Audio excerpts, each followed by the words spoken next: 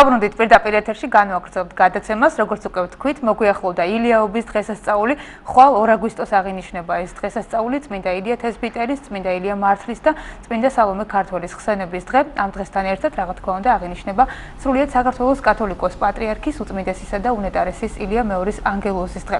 კიდევ ერთხელ ვისარგებლებ შემთხვევით და შემოქმედებითი ჯგუფის სახელით.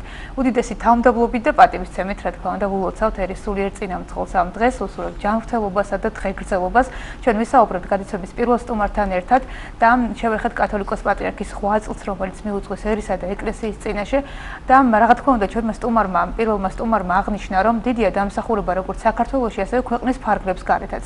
კათოლიკოს პატრიარქი მართლაც თანაბრად ზრუნავს, როგორც ჩვენს ქვეყანაში მცხოვრებ ქართველებზე, ასევე ემიგრანტ ქართველებზე. ამას მოწმობს ის ეპარქიები, რომლებიც სხვადასხვა ქვეყანაშია გახსნილი. სტუდიაში შემოგვიერთდა სტუმარი დასავლეთ ეპარქიიდან, პარიზის წმინდა თამარ მეფის სახელობის ტაძრის წინამძღვარი არქიმანდრიტი ანტონი კანდელაკი. მოგესალმებით, დაგლოცეთ და მადლობა მოგზაურობისთვის. მერტმა დაგლოცოთ და უბრალოდ ყოველისა მადლობა მინდა მოგახსენოთ აქ ჩემი მოწვევისათვის და განსაკუთრებით ამ დღეს ჩვენ ბედნიერები ვართ, რომ გვიწევთ ზუსტად ამ დღესთან დაკავშირებით თქვენთან ყოფნა. დიდი მადლობა ამისთვის. ძალიან დიდი მადლობა თქვენ, რომ მცირე დროით ჩამოდიხართ ხოლმე და გამონახეთ დრო და მოხდით შუადღეში. მამა ანტონ, დავიწყოთ რა თქმა უნდა მილოცვით, ბუნებრივია, ამიტომ რომ ვიცი რომ დიდი სურვილი გაქვთ თქვენ მილოცოთ თქვენი ეპარქიის სახელით და ის ეპარქია სადაც ხართ და ემსახურებით კათოლიკოს პატრიარქის ლოცვა-კურთხევით დაფუძნდა. დიახ, მე ჯერ რა თქმა უნდა დავიწყებ მილოცით და შემთხვევით ვისარგებლებ ამ შემთხვევას. ამდენად დიდია მისი უწმინდესობის 8 წელი და ჩვენთვისაც განსაკუთრებულია მით უმეტეს უცხოეთში მყოფი ქართველებისათვის და მე ერთხელ მქონდა ბედნიერება მის უწმინდესობისთვის რაღაც პატარა სადღეგრძელო მეთქვა და მას უთხარი ესეთი სიტყვები და დღეს მინდა საზოგადოების წინაშე ეს სიტყვები გავიმეორო.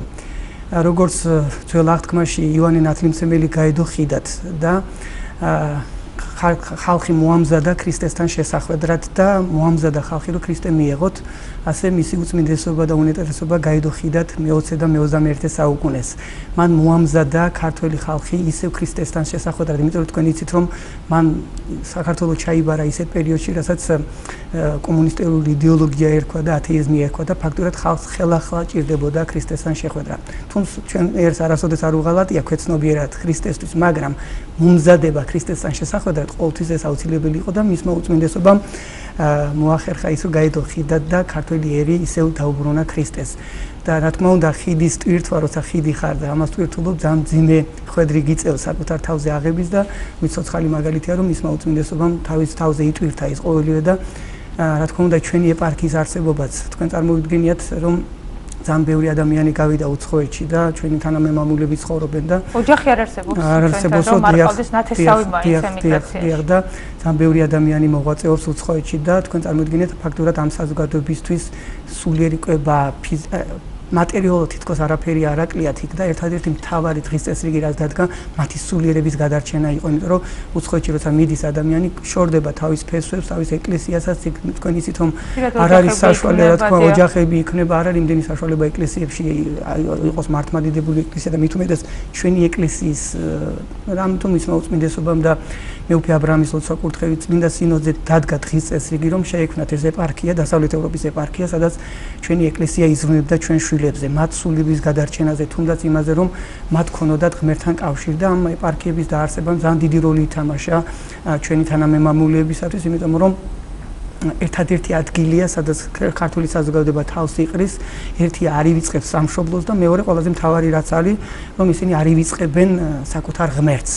და ეს ეკლესიები ძალიან დიდ როლს თამაშობენ. ერთადერთი ნუგეშის ადგილი და ეს სინოდის და მისი უწმინდესობის და მეუფე აბრაამის ძალიან დიდი სწორი გადაწყვეტილება იყო, როცა ჩვენ დაგვიდგა ეს დღის წესრიგი და ნამდვილად ძალიან ბევრ საქმეს აკეთებს ეკლესია. ყველა მიმართულებით, როგორც სულიერად. რამდენი წელია რაც არსებობს, მამა?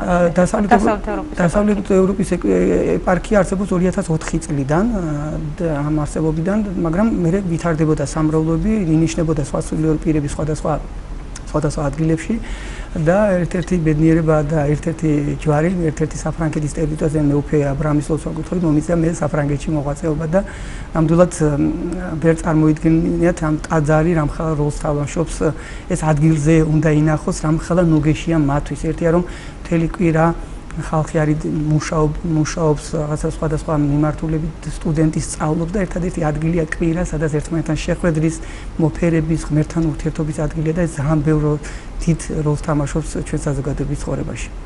კეთილი, საინტერესოა, რადგან ჩვენ არ ვიცით თქვა რა ხდება, იქნებ ცოტა ხნით მაინც თქვენ აგვიხსნათ რა სიტუაციაა, როგორი ურთიერთობა აქვს სულიერ მოძღვართან, საკვირაო სკოლები, რაც ხდება ეპარქიაში, კონკრეტულად თქვენ სამრევლოში.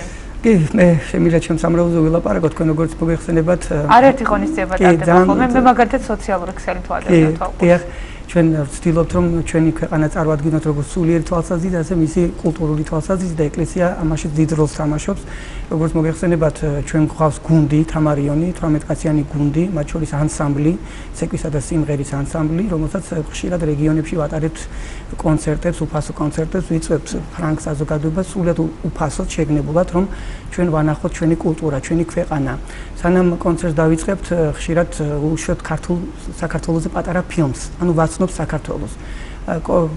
კონცერტის დამთავრების შემდეგ ფრანგ საზოგადოებას ვეუბნებით მადლობას, რომ მიგვიღეთ ჩვენ ბევრი სამწუხარო თუ საუბედურო თუ სასიხარულოდ ბევრი მეორე სამშობლოთაც ვცვლით, იმიტომ რომ ადამიანები მიიღეს რაღაცა სოციალური დახმარებები აღმოუჩინეს და ძალიან ბევრი სიკეთე გააკეთა ამ ქვეყანამ ჩვენთვის. მე მახსოვს 2008 წლის მოვლენები რო იყო აქ ოკუპაციის დიდი პრობლემები როცა იდგა, მე მახსოვს მე აქ გახდეთ მაშინ და საფრანგეთი ერთ-ერთი ქვეყანა იყო, რომელმაც ძლიერად დაუდგა საქართველოს და ნუ მეტნაკლებად რაღაცისგან ბევრ რამე გადაწყვიტა ჩვენს ქვეყნის ცხოვრებაში და ეს ხალხი ყოველთვის სტუმართ მოყარე ხალხია და რაღაც ჩვენი კულტურა ყოველთვის აინტერესებს, მით უმეტეს ჩვენი საქართველო რაღაც ღვინოსთან რო უკავშირდება და მათ თქვენ იცით რომ ფრანგეთს ეს ქართული ღვინო საერთოდ ცნობილია და უყვართ და ამიტომ ჩვენი კულტურის გატანა იქ აუცილებელიც არის და ამიტომ ჩვენ ვცდილობთ რომ ამ გუნდთან ერთად სხვადასხვა რეგიონებში ჩავატაროთ კონცერტები. როგორც მოგეხსენებათ, გვაქვს 14 სამრევლო, ახალ ორი სამრევლო შევმატეთ ახალ ქალაქში, ესაა ტული ქალაქი და მეორე ნანტი, ძალიან დიდი ქალაქია. ნანტი მცხეთასთან დამეგობრებული ქალაქია და აი სადაც კი ჩვენ სამრევლოს ხვნით და სადაც მრევლი მოდის წირვაზე, აუცილებლად გეგმავთ კონცერტებს, სხვადასხვა ღონისძიებებს. მას ორი დატვირთვა აქვს. ერთი ის რომ ქართველს ჩვენ სანამემამულეს როცა მასთან ჩადის ანსამბლი საქართველო, მას ეამაყება რომ აი ასეთი ქვეყნიდან აქვს და ეს შესაძლებლობას აძლევს რომ მან დაპატიჟოს თავისი მეგობარი ფრანგი. ან ვისთანაც მუშაობს რომ არნახოს რომ ეს არის აი ასეთი ქვეყნიდან, ასეთი კულტურული მქონე ქვეყნიდან და ეს ერთმანეთთან შერწყმა, ეს არის ძალიან სასიხარულო რამ. თან კიდე რას ვაკეთებთ? კონცერტის ბოლოს ადგილობრივ მრევლს ვავალებთ და ხდება ქართული ტრაპეზის დეგუსტაცია. ანუ ქართული საჭმელს ამზადებინებთ ადგილობრივ და დიახ და ამ ფრანგებს ესეთი ღონისძიებები ძალიან უყვართ და მოდიან და მართლა ძალიან ბევრი კარგი შედეგები გვაქვს და ამ სამრევლოებს ძალიან ბევრ როლს თამაშობს, თუნდაც იმისათვის რომ ჩვენ ჩავდივართ მათთან და ვართ მათთან ახლოს. გვაქვს საკვირაო სკოლაც, სწავლობენ ბავშვები. მთელი დღის განმავლობაში ბავშვები კვირის მერე პირდაპირ ჯერეზიარებიან, ტაძარში დგანან, ჯერეზიარებიან და მერე შედიან და გაკვეთილებიან ქართული ენა, ლიტერატურა, ცეკვა, სიმღერა და მათ შორის ერთი კვირაში 4 კვირა როა, ერთი კვირა აქვს ქართული ფილმების, ისტორიული ადგილების ზოგიერთი რაღაცა გარკვეული საბუდებთან პრობლემის გამო ვერ ჩამოდის საქართველოში და ბევრმა არ იცის საქართველო. ჩვენებმაც, ბავშვებმაც, იგაზილებმაც. ამიტომ ჩვენ ბავშვებთან ვცდილობთ იდეოლოგიურად ვაჩვენოთ, რომ რანაირი მემკვიდრეობის შვილები არიან, რა მემკვიდრეობა აქვს და ისტორიულად პედაგოგი როგორც ფილმს აჩვენებს, ასევე უხსნის თავის ისტორიულ მოვლენებს.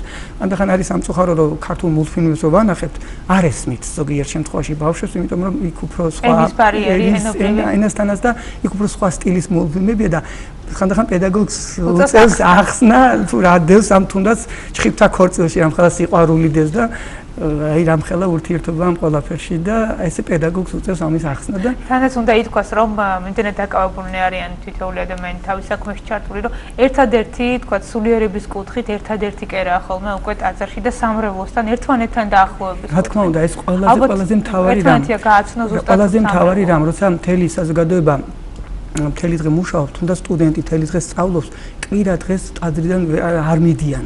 ერთადერთი ანუ დასვენების დღე სტუდენტს აი მაგალითად რომ გამოიძინოს თუნდაც ერთხელ ეს დღე აქვს, მაგრამ მთელი დღის განმავლობაში ის არის ჩვენთან. არიან რეპეტიციებზე, მე რამ სტუდენტებმაც იგზნეს რომ მე ყოველთვის ვეუბნები ჩვენ მრევლსო, თქვენ ჯერ საქართველოს წინაშე ჯერ ვალი არ მოგიხდიათ. თქვენ ეს ვალი უნდა იხატოთ, ხო? მან მოგცათ გვარიშვილობა, მოგცათ ეროვნება, მან მოგცათ ბევრი რამ. ამიტომ ეს ვალი თქვენ სახტელი გაქვს და აქ ამის ყველაზე კარგი საშუალება რომ გადაიხადოთ. ამიტომ სტუდენტი მოდის, ცეკვავს კიდევაც და როცა რეგიონებში გავდივარ და როცა იგზნეს ეს ტაში, ეს ცრემლები, მონატრების ცრემლები ასმაგად მონდომებულები არიან და აი სასწაულები ხდება, ბავშვები რეპეტიციაზე არიან მთელი დღის განმავლობაში ცეკვას, აი ყველაფერს ტოვებენ ამ კონცერტის გამო, რომ რაღაცა ბედნიერება ჩაუტანონ ქართულს, ჩვენს მოსახლეობას და ფრანგებს და კვირა დღე არის ერთადერთი დღე, რომელსაც აი მთელი დღე ერთად ვართ. ძალიან ბევრი ღონისძიებებს ვატარებთ, მაგალითად რთველიც რომ მოდის თველის პერიოდი, მოგვაქვს ყურძენი, ბავშვები წურავენ ამ ყურძენს, ამოყავთ ჩურჩხელები. სახელობის ღვინოც ხო არ გაქვს? არა, ეს არ გვაქვს, მაგრამ აი ეს ღვინო რო იწურება, ამას ვინახავთ, ჩურჩხელასაც ვინახავთ და საშობაოდ მე იგივე ღვინოთი ბავშვმა უნდა თქვა საქართველოს საზღვრზე, თავისი დაწურული ღვინით. და ამას ისეთი ბედნიერი და ისეთი ჟრიამული მოძებს და თავის ჩურჩხელა რო დაურიგრება ხოლმე და ბავშვები ისეთი კარგებია და გახარებულებიან. შერეული ოჯახები იქნება მამაა. რა თქმა უნდა, ძალიან ბევრი. სხვათა შორის ძალიან ბევრი იღებს მართლმადიდებლობას, მით უმეტეს ჩვენი მანდილოსნები როგორ ახერხებენ, არ ვიცი, ბევრი ჩოხებითაც კი მოყავთ, არათუ ინათლებიან, ჩოხებსაც კი აცმევენ ხანდახან სასიძოებს. ხო და ძალიან ისეთ ხანდახან ქორწილში შეუსწრებია, სადაც ისე კარგად ცეკვავენ ფრანგი, ისეთ გასმებს აკეთებენ, მე გამკვირებია ხოლმე რომ თუ ეს ფრანგია. იმდენად გავლენა აქვს გოგოის მანდილოსნებს და ეს გასახარია რომ იღებენ მართლმადიდებლობას ერთია და რაღაცა კულტურა მაინც ახლა ქრისტიანული სამყარო მაინც ნორმალური ურთიერთობა მაინც არის.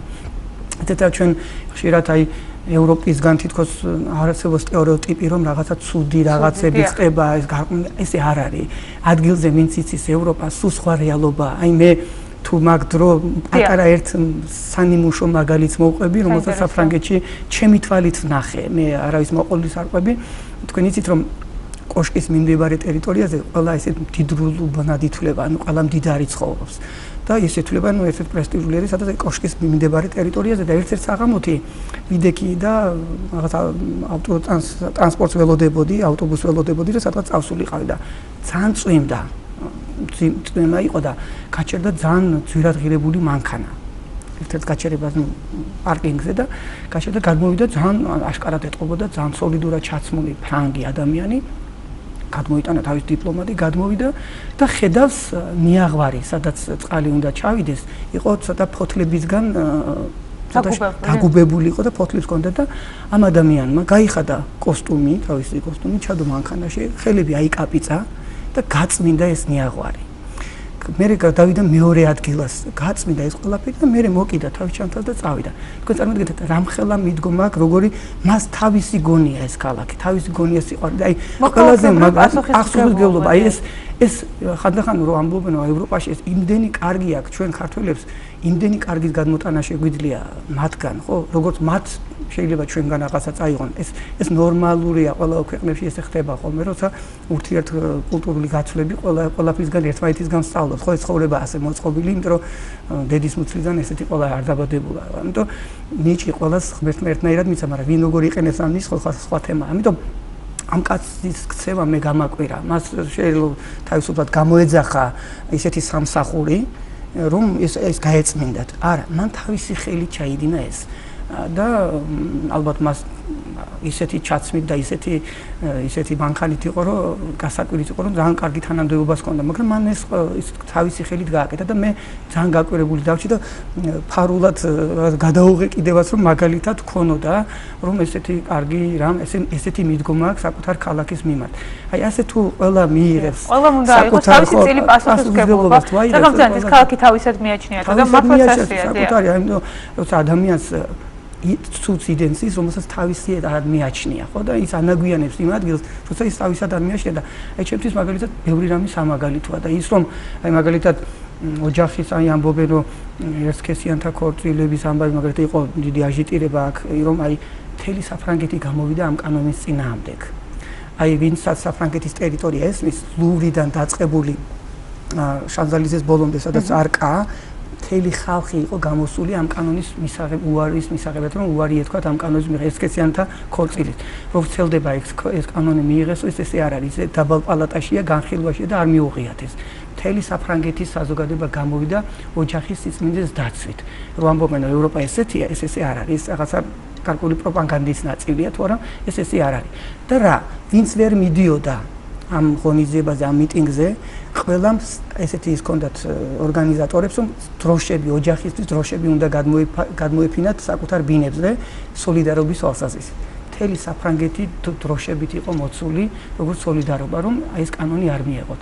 ამიტომ არის ბევრი პროპაგანდა ისეთი, რომ საიდან მოდის ეს ადვილი მისახვედრია, მაგრამ ეს არ არის მთავარი. მთავარია, რომ ამ ქვეყანას და უცხოეთს აქ ძალიან ბევრი კარგი თვისებები და რაც ჩვენ ვალდებული ვართ, მე მგონი რომ კარგი როგორც ხანძთელი გვასწავლი და კეთილიგი აღმოიღეთ და ჯირკვალი განაგდეს.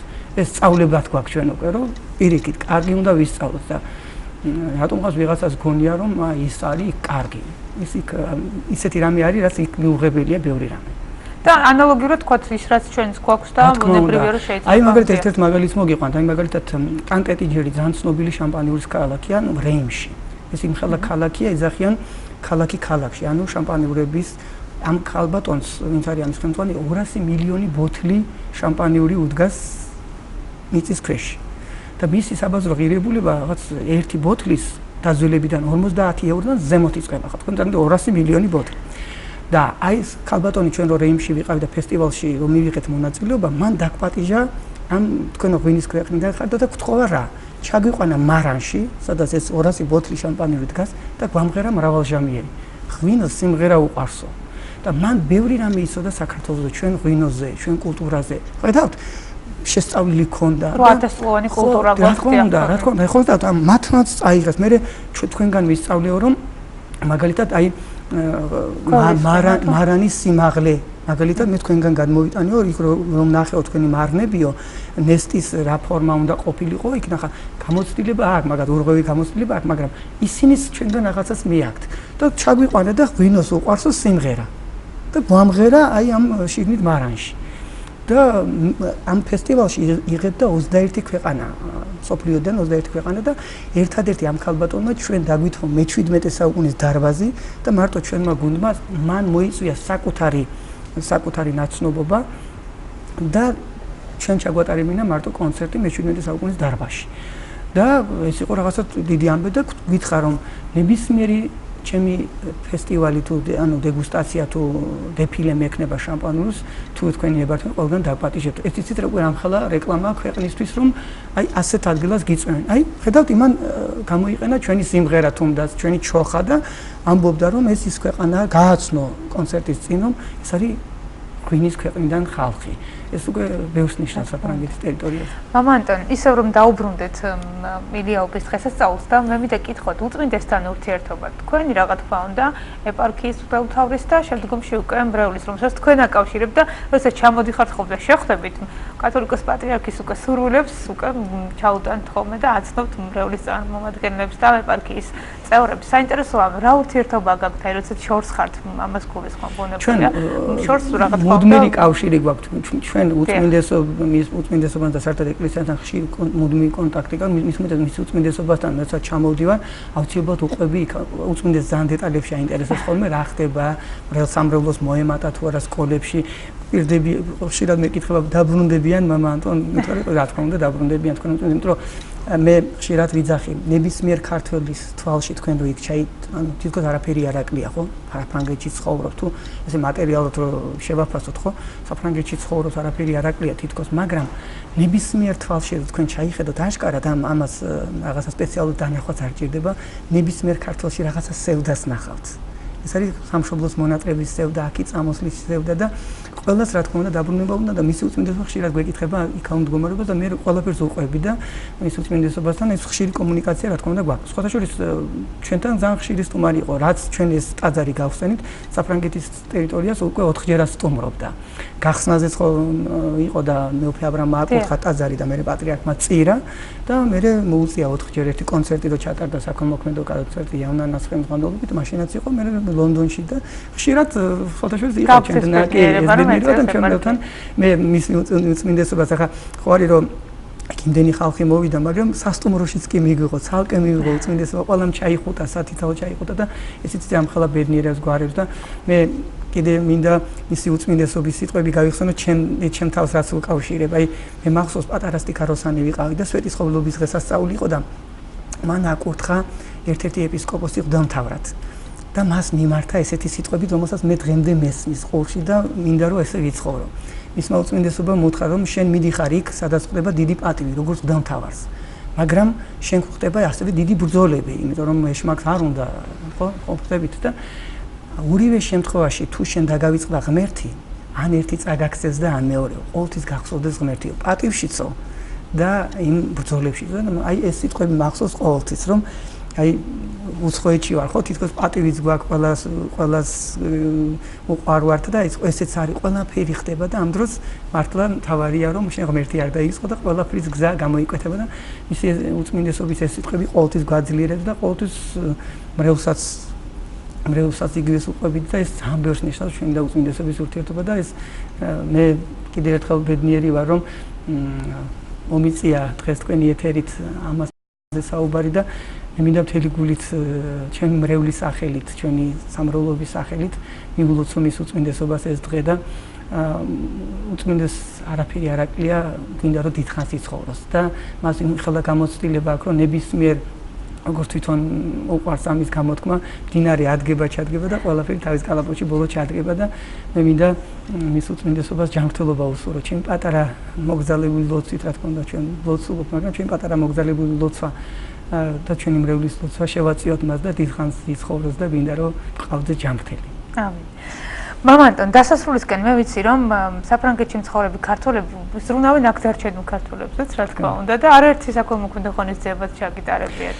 კი, ძალიან ბევრი კონცერტი გვაქვს ჩატარებული, იმიტომ რომ ჩვენ დავეხმაროთ აქ ჩვენ უკიდურესად გაჭირებულ ადამიანებს და ამ კონცერტების ყველა მიმართულება არის ზუსტად ეს, რომ ჩვენ ვიზრუნოთ ჩვენ თანამემამულებს არა თუ ჩვენზე მარტო, არამედ იქ ახლო მომავალში ისეთი კარგი შემოთავაზება მივიღეთ, თქვენ მოგეხსენებათ რომ სტუმრად ყავდა მოწვეული მრევლს უნდა და გაცნობა, სტუმრად ყავდა ჩვენი ცნობილი პიანისტი ხატია ბუნიათიშვილი, უზარმაზარი პოპულარული სარგებლობს საფრანგეთის ტერიტორიაზე, თეთრი წამყვანი შეიძლება ითქვას და მქონდა მოწვევა ჩვენ და ჩვენ მივიღეთ ესეთი შემოთავაზება, რომ მან გამოთქვა სურვილი, მამო, მე ერთ კონცერტს თქვენთან ერთად, ერთ საქველმოქმედო კონცერტს ჩავატარებ საფრანგეთის ტერიტორიაზე, რომელსაც მოხმარდება ქველმოქმედება და მინდა რომ თქვენ უხელმძღვანელოთ ამ ყველაფერს და ჩვენ რა თქმა უნდა ბედნიერები ვართ ამ შემოთავაზებით, ვერ წარმოიდგინე, იმიტომ რომ ხატიას მარტო ერთი გამოჩენა სადღაც უკვე ბევრს ნიშნავს საფრანგეთში, იმიტომ რომ ძალიან უყვართ საფრანგეთს და აი ესეთი გეგმა გვაქვს კიდე მომავალში და რაღაც ორი კონცერტი ჩავატაროთ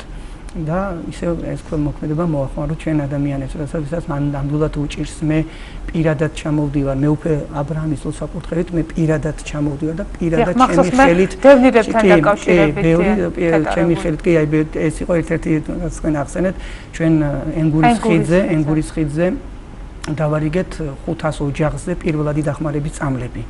ეს იყო მათთვის ბედნიერება, იმიტომ რომ მე იქიდან ვარ, აფხაზეთიდან ვარ და ვიცი იქ დედაჩემი ხშირად დადის და ვიცი იქ რა ხდება, ანუ ხშირად არის რომ ადამიანი არ აქვს საშუალება რომ გამოიძახოს მაგალითად სასწრაფო დახმარება და ეს წამლები ზუსტად გავთვალეთ, იმიტომ რომ ადამიანს ღმერთმა არავის დააჭიროს, რა თქმა უნდა, წამალი, მაგრამ ცხოვრებაში ყველაფერი ხდება და გავთვალეთ ის რომ პირდაპირ ენგურის ხიდზე დავდექი და ვინც კი გადადიოდა ეს პირველადი დახმარების სადღაც 40-მდე თავის წამლები და პირველადი დახმარების საშუალება დაურიგეთ ამ ხალხს და ბევრი კიდე სხვა ასეთი საქველმოქმედო ღონისძიებები გვაქვს ჩატარებული, ახლა ასაც დეტალებში რა თქმა უნდა არ ღირს ამის მოყვა. ჩვენ გისურვებთ ჯანმრთელობას, დღეგრძელობას, რომ კიდევ ბევრი ასეთი კეთილი საქმე გეკეთებინოთ და მე მსახურობთ იმ უდიდეს საქმეს, რა თქმა უნდა, რომელსაც კათოლიკოს პატრიარქის ლოცვა-კურთხევით ემსახურებით ამ შემთხვევაში დასავლეთ ევროპის ეპარქიაში. განსაკუთრებული მადლობა, რომ მობრძანდით და გქონდა იმის პატივი, რომ ჩვენ მოგვესმინეთ თუ რა მდგომარეობა ამ ეპარქიაში და მით უმეტეს მეგვიღო ის მოლოცვების და რა თქმა უნდა კათოლიკოს პატრიარქის ანგელოზის დღესთან დაკავშირებით. დიდი მადლობა, მამა. დიდი მადლობა, მეც მინდა გითხრათ მადლობა, იმიტომ რომ თქვენ არასოდეს არ ივიწყებ ჩვენ სამრევლოს, ზოგადად მთელს ევროპას, ხშირად ვარ თქვენთან სტუმრად და ეს იმას ნიშნავს, რომ თქვენი ტელევიზია ზრუნავს და ესეც იცით რა ჩვენ როცა იქ აქ ჩანს რომ ვიღაცას იქ ვახსოვართ, ეს უკვე იქ დიდი ბედნიერება და როცა მე მეძლევა მრევლის სახელით ლაპარაკი, ეს უკვე ჩვენთვის დიდი ბედნიერება და მე მინდა თქვენს ტელევიზიას დიდი მადლობა უთხრა ხშირად ასეთი მოწვევისათვის და მე ბედნიერი ვარ რომ კიდევ ერთხელ მომეცა საშუალება თქვენი ტელევიზიის საშუალებით მიმელოცა მისი უწმინდესობისთვის ეს დღე და ყველას გილოცავთ ამ დღეს. მარტო უწმინდეს კი არა, იმიტომ რომ უწმინდესი ჩვენი ყველას კუთვნილებაა, ერის კუთვნილება და ყველა ჩვენ ქართულ მოსახლეობას ულოცავ მის ანგელოზის დღეს და ღმერთმა კიდევ ერთხელ ჯანმრთელი და ბედნიერი ამყოფოს უფალმა ჩვენი უწმინდესი. დიდი მადლობა. მეც ვერთები კიდევ ერთხელ ამ მილოცვას. მოძღვარი საუბრობდა პირდაპირ ეთერში დასავლეთ ევროპის ეპარქიიდან პარიზის წმინდა თამარ მეფის სახელობის ტაძრის წინამძღვარი არქიმანდრიტი ანტონი კანდელაკი. განვაგრძობთ გადაცემას.